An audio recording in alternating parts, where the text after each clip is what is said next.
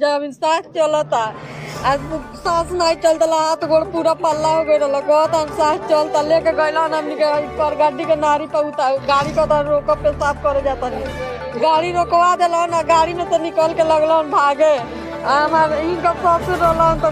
पकड़ लिया था डाडो साहब चलो जहाँ से लेके आई बड़ा हमनी के लेके चलो कहता लेके नहीं जाए हम चलो दूसरे गाड़ी से आता नहीं उता हमनी के बीच रास्ता में एती तो कर गाड़ी नारी पर छोड़ के भागे लगलन उतर के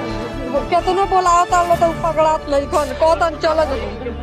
हाँ यही जब मौत हो गई रहा जबरदस्ती हमनी के गोरखपुर लेके जात रहा ना गाड़ी रोकत रहा ना गाड़ी में बैठत रहा ना गाड़ी रोक देत रहा आ गाड़ी में से उतर के खड़िया गल कहता हमार गाड़ी आता हम चलता नहीं चलो जान जबरदस्ती कहनी पे हम जब पुलिस बुलाए ना तो जल्दी से गाड़ी में बैठल आ लेके चलो जहाँ से लेके आई बार हमनी के पुगाव तब जाके बैठल बढ़िया ही कर